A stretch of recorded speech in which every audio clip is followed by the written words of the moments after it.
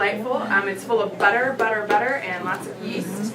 So it is just sheer goodness. The first thing that you're going to want to do is heat up your milk, sugar, and salt until it's kind of dissolved. This recipe does call for a starter, which we've already prepared because it does take about 2 to 3 hours for the starter to develop. And that just helps ensure that the yeast is incorporated into the bread. There are some other brioche recipes out there that don't require a starter. You're more than welcome to do some of those, and then right before, when you add the butter at the very end, that's when you're going to add your flavor ingredient. So tonight ours is orange zest. You can add fig, you can add chocolate, just kind of play with it, and it'll be good. So we're going to start off with just, you just want to kind of dissolve the milk and the sugar together till the graininess kind of disappears. And while that is working, I'm going to crack 2 eggs and give them a quick beating. And you want to make sure that the eggs are nice and fluffy.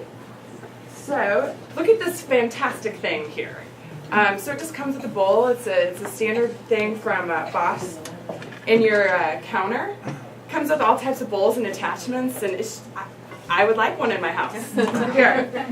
So here we go. You have this. So it comes with the bread dough hook and whisks, and then look at this. This is awesome. That's on my Christmas list for anybody who wants to know. So with your motor running, you're going to add this. You're going to add your little syrup to it.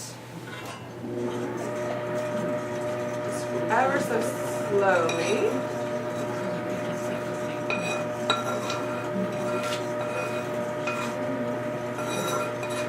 Make sure it gets in there.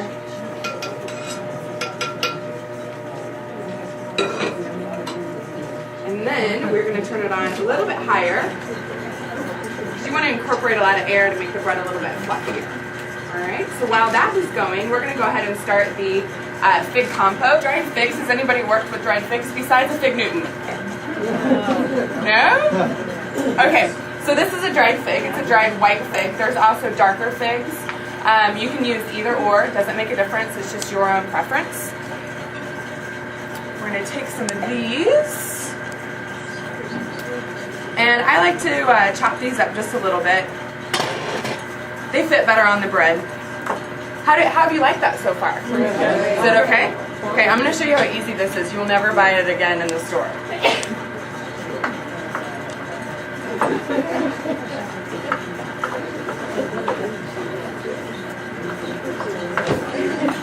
Okay, for those of you who have not seen a dried fig, or even a real fig, I'm going to cut one in half and pass it around so you can see them.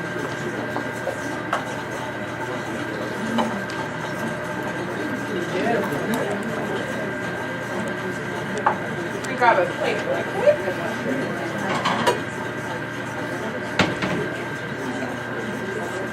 We will start with you ladies, and I trust that it will get to the back of the room. Alright, so you take your figs, plop it in here with a little bit of honey. And you know that old red wine that you just hurt you to throw away? Put it in here. This is a great recipe for it.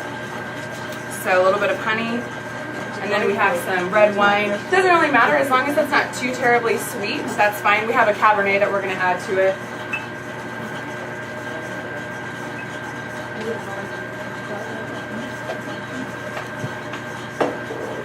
Or if it's still good, you can just open the bottle and drink it the entire time you're cooking. It's up to you. So this is kind of what it's going to look like. There's not a whole heck of a lot of moisture in there, but that's okay. That's what we want. We want it to get a nice jammy jelly texture. Alright, so we will turn that on. I want it to reach a boil relatively quickly, and then I'm going to turn it down just for this evening to speed it up a little bit. So we have it on about medium-high. It'll raise up to a boil, and it'll be amazing how quickly it turns over to a jam. Okay, back over here. It is exactly how I want it. So now we're going to switch out these guys. About a half a cup. You add the flour in thirds, so we're just going to eyeball it for this evening. Add about a third of the flour right now, and the key is to add it in addition, so that way that the dough won't lump up, and it gets incorporated a little bit better. Add that together.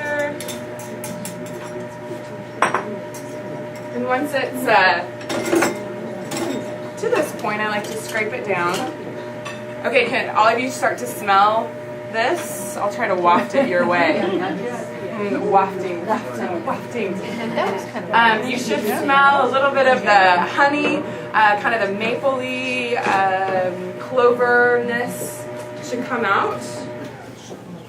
I'm going to scrape the bowl. Let's see. Make sure it's all nice and incorporated. Okay. And then at this point, I'm going to add about a quarter of the butter. Break it into little pieces.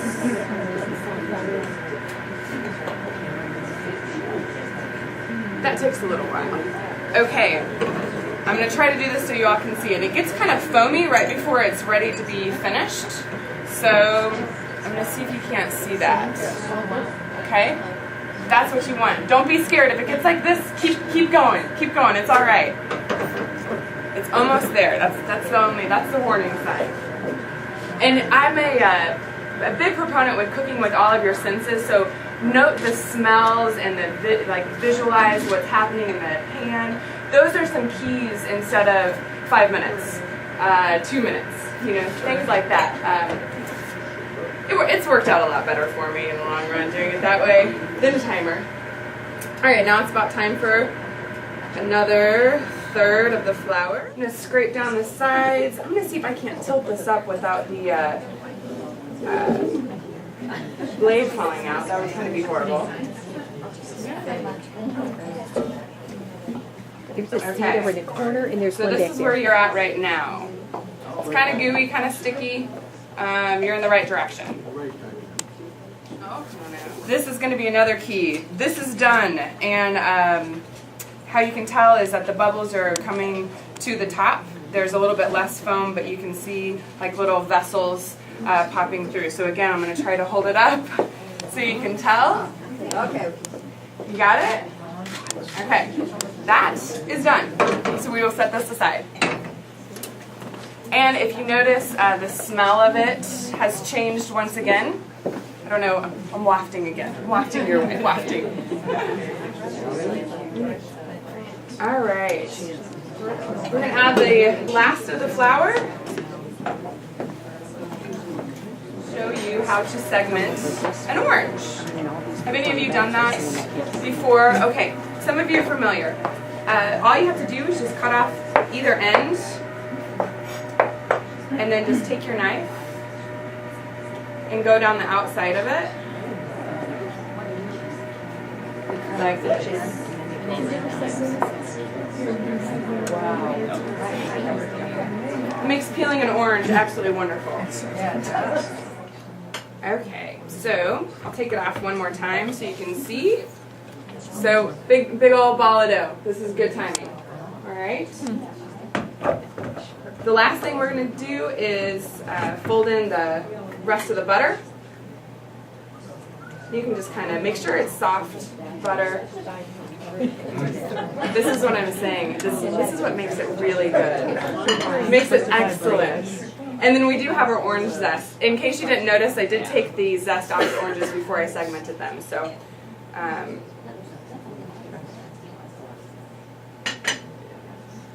then we'll turn it right back on. And we're almost done. Well, we'll let it rise.